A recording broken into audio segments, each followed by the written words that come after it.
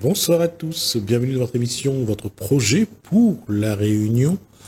On retrouve pour cette année Guy Roger, bonsoir. Bonsoir Gismi. Et c'est un autre Guy Roger. On n'a pas tout dévoilé, mais c'est un autre Guy Roger. Oui, on est tout le temps neuf, tout le temps neuf. Oui, on n'arrête pas de se renouveler. Ouais. Là, c'est un nouvel... là, c'est quelque chose de particulier. J'allais dire que l'être humain aborde ce début d'année 2025 pas avec beaucoup d'optimisme.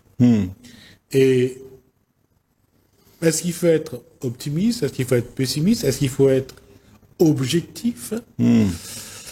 Quelle posture doit-on avoir? Comment doit-on regarder ce qui nous attend pour 2025 et pour après, bien sûr? En fait, tout ce qui nous attend, c'est ce qu'on fait maintenant. Alors, on va essayer de bien... pas ce que vit et ce qu'apprécie et ce que va développer Guy Roger. Là, c'est autre chose. Moi, je parle pour un ensemble. Oui, mais l'ensemble, ce qu'on est là maintenant, si on ne change pas maintenant dans l'ensemble, ben demain, ce sera pareil. Ce sera la même chose qu'on est maintenant, on va le projeter pour demain, et demain, ça va continuer pareil, comme d'habitude. Tu vois? Moi, je dis que c'est ça notre grand souci à nous, les êtres humains, c'est que nous aimons bien l'habitude, les train-train. Non, on aime l'habitude et le train-train quand ça marche, quand on est dans un confort. Oui. Mais quand on n'est pas dans le confort, l'habitude et le train-train, c'est... Oui, mais on le cherche. Quand tu n'es plus dans le confort, tu vas chercher le bien-être. Et le bien-être, tu le trouves où? Dans les choses qui sont en sécurité. Et la sécurité, ça fait quoi? Ça se répète. Il faut que ça se répète parce que autrement, c'est pas la sécurité. Donc, tu es tout le temps en train de faire en sorte que ta vie soit carrée, arrangée, bien contrôlée, bien équipée. Et c'est ça que nous, les humains aujourd'hui, on ne sait pas faire, sortir de ça. Pour rencontrer quelque chose de neuf. Parce que tout est vieux autrement, parce qu'on répète tout.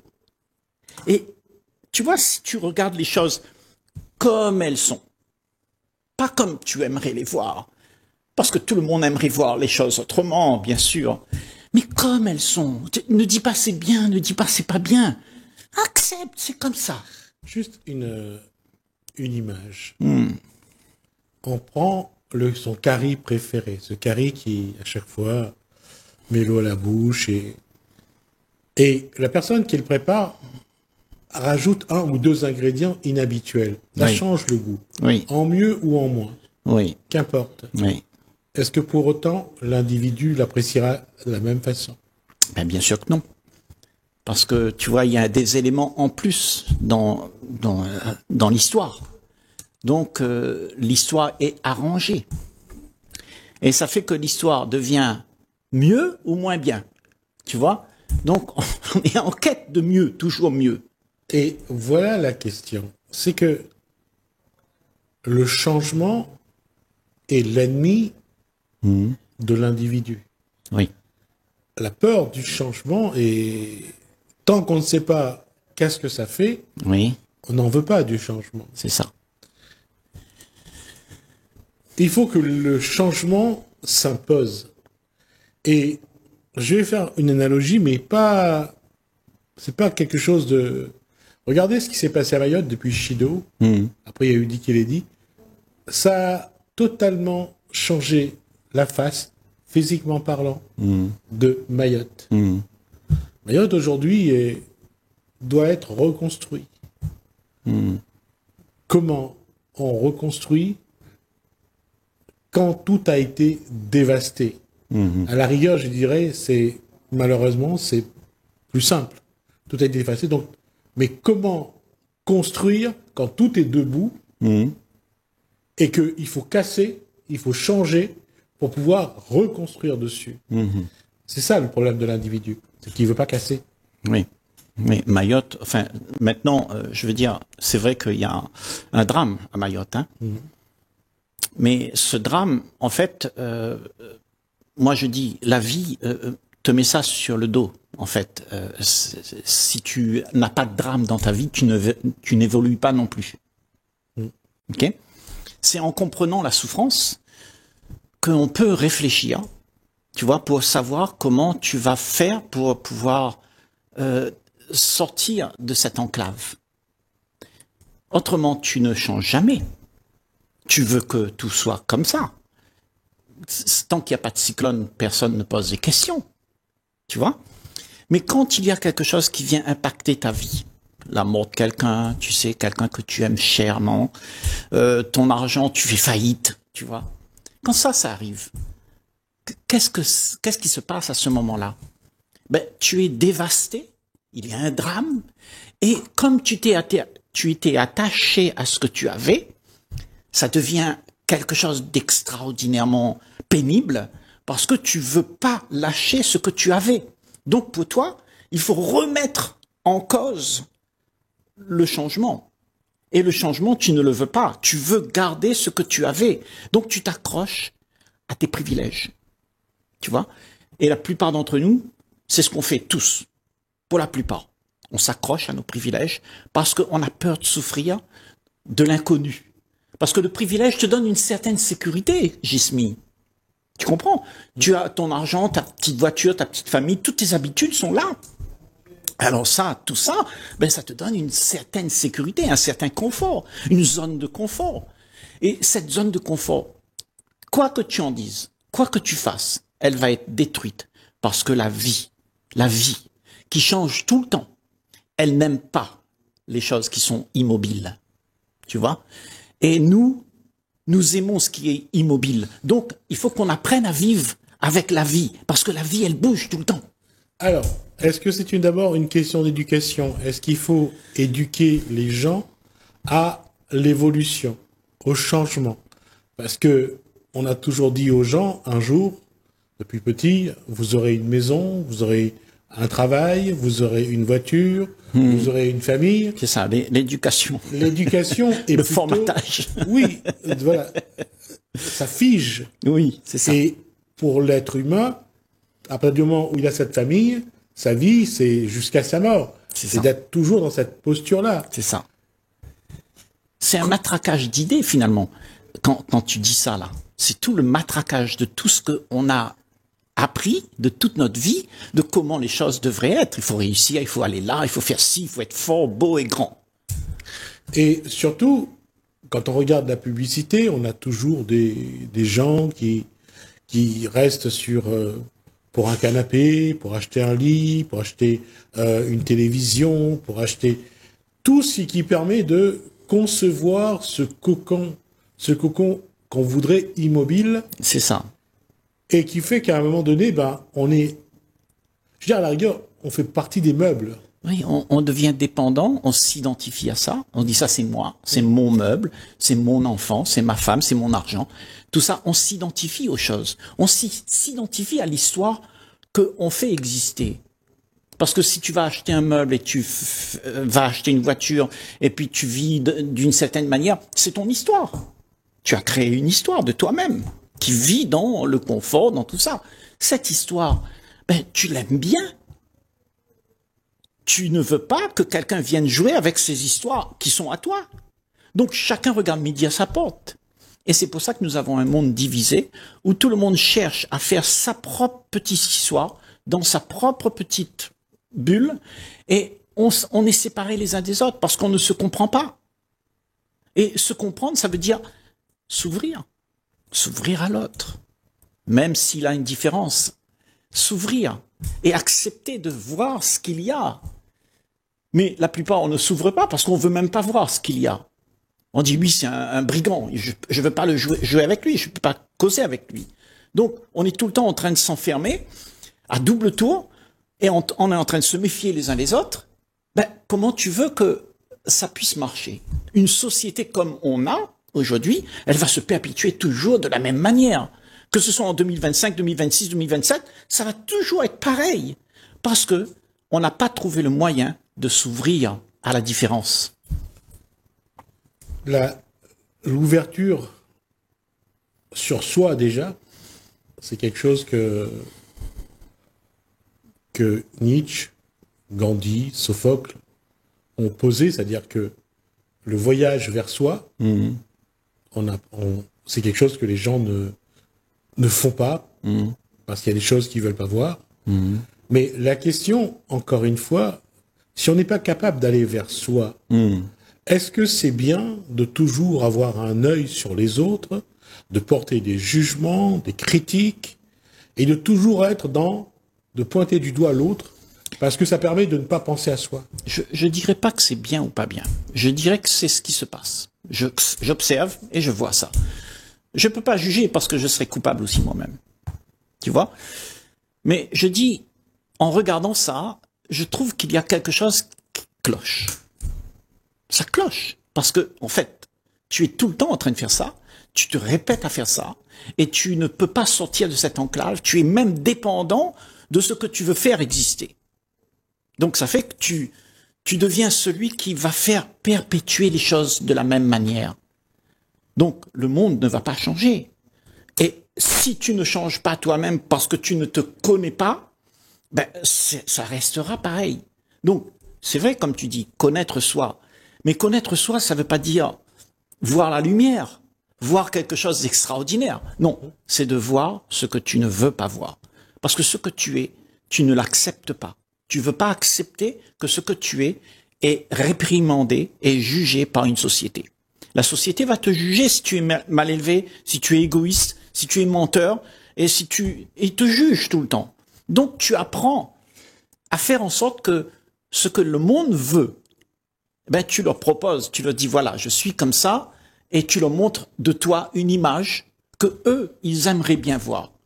Mais tu es faux, parce que tu caches tout ce que tu es, en réalité, sous le tapis. Tu montes pas ton égoïsme, tu montes pas rien.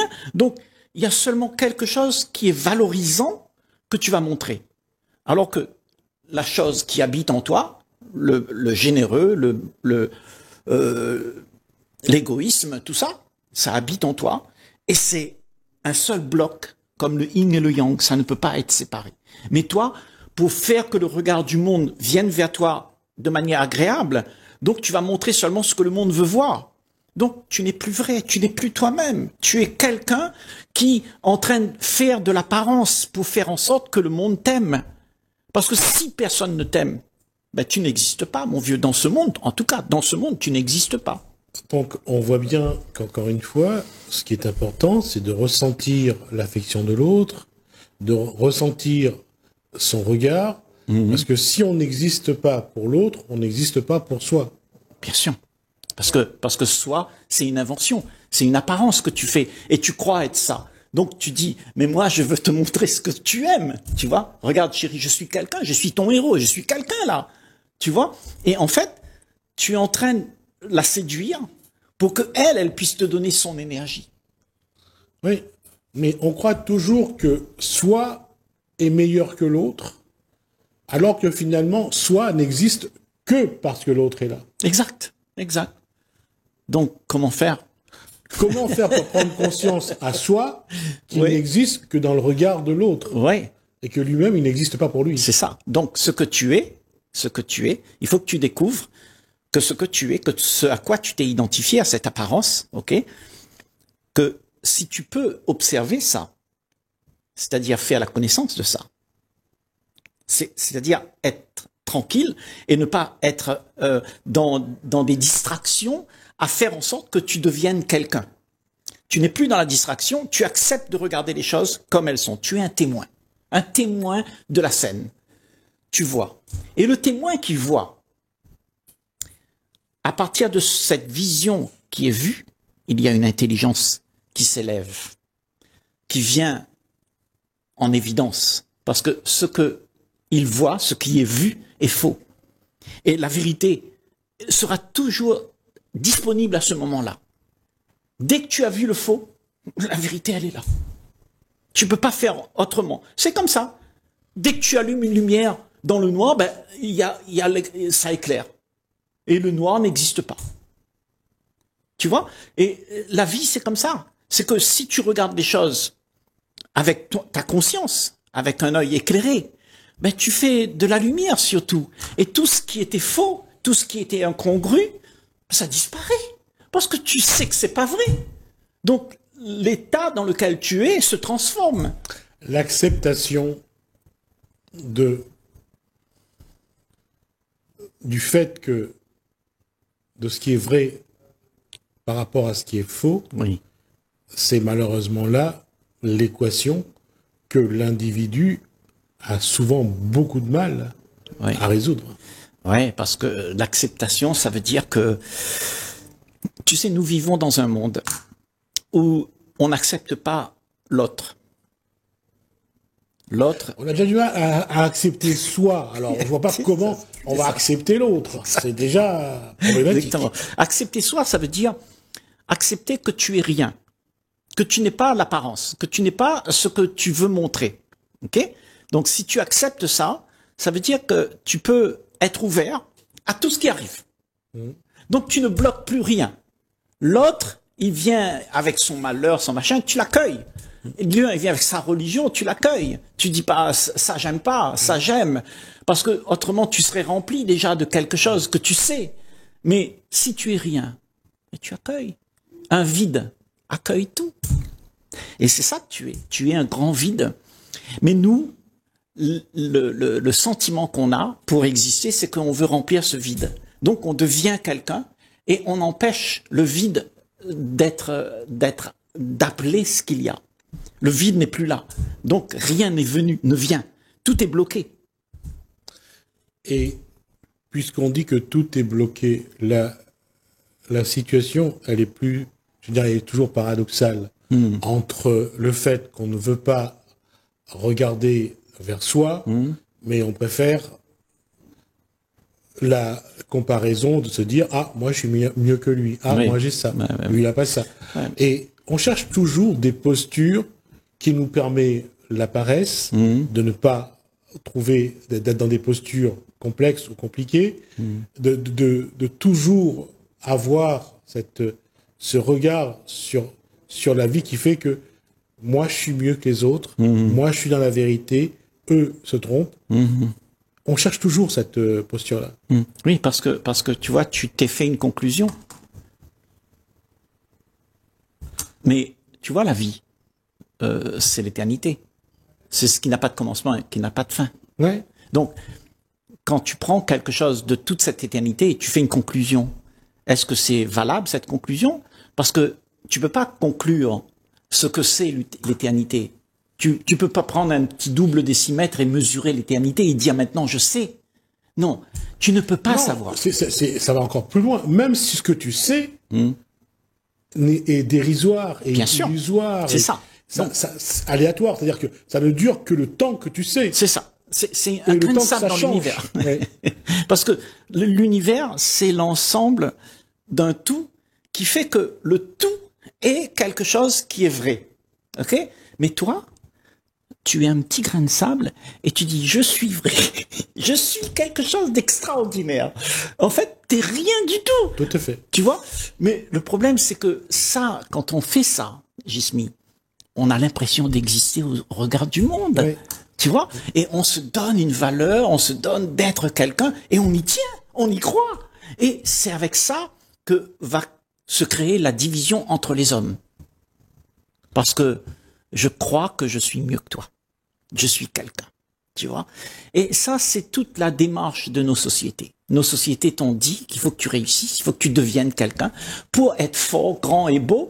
Comme ça, tu vas avoir une place sur l'échelle sociale et tu seras quelqu'un. Tu auras de la notoriété. Mais quand on regarde aujourd'hui la volonté des plus riches de ce monde de mettre de parquer dans des cadres assez étroits des individus, ce qui me fait peur, c'est pas que les milliardaires le veulent, c'est que les victimes, entre guillemets, l'acceptent et le font avec... ils acceptent vraiment la chose avec le sourire, quoi. Oui, parce que tu vois, le riche, qu'est-ce qu'il fait, lui, le riche? Il va te donner tous les gadgets que tu as besoin, parce que lui, il a les moyens. Le plaisir, c'est à lui. Il a tous les privilèges. Le plaisir, c'est à lui, ça lui appartient. Tu vois, toutes ces usines, ces choses que tu as là. Mais toi, tu veux ce qu'il y a dedans, parce que ça te donne un répit, Ça te donne un peu de plaisir, ça te donne une existence, ce truc. Donc tu veux ces privilèges. Donc tu es soumis à celui qui te le donne. Tu deviens esclave de celui qui te donne un peu de plaisir. Mais le plaisir est éphémère, oublie pas. Parce que quand tu l'auras, tu seras en manque. Et toujours, toute ta vie sera comme ça. Et c'est ça l'esclavage. Et c'est pas seulement ça qui me fait peur. Et je termine là-dessus. Oui. C'est que l'être humain ne se pose pas la question de voir l'évolution, de voir ce qui change, de voir ce qui était comme ça aujourd'hui est différent demain. Et qui n'évolue pas avec. Lui reste toujours sur l'élément qui lui apporte le confort. C'est ça. Et il reste là-dessus. C'est ça. Et il voit passer l'évolution sans pour autant évoluer lui-même. C'est ça. Parce que ce qu'on veut, c'est toujours faire exister ce qui devrait y avoir pour que je puisse, moi, être content. Tu vois? Et on cherche tout le temps, toute notre vie, on cherche ce qui va nous donner un peu de répit à toute cette vie de complaisance, en fait. On est blasé. On n'est pas égayé dans cette vie. On est tout le temps morose. Il y a des problèmes, des frustrations. Donc, on veut se dégager de ça. Le petit plaisir nous aide à nous faire croire que, on est bien. On est en l'air. On a la belle voiture, la belle maison, l'argent. Mais c'est une illusion. Et tu vois, on est pris là-dedans. Et moi, je dis, allons voir. Regarde bien. Tu vas voir. Parce que si tu regardes bien qui tu es, tu vas comprendre tout ça. Tu vas comprendre que tout ça, c'est futile. Que ça, tu n'as pas besoin. Vraiment, tu n'as pas besoin. Ça nous amènera à la semaine prochaine à parler de nos illusions. À se voir un petit peu pourquoi on se confère dans tout ce qui est illusoire. Parce que c'est une vérité aujourd'hui. Ne pas voir la vérité, c'est une qualité qu'on développe. Ça fait peur. Merci Guy Roger. Merci à vous de nous avoir suivis. Merci Alain, merci François. Je vous dis à bientôt.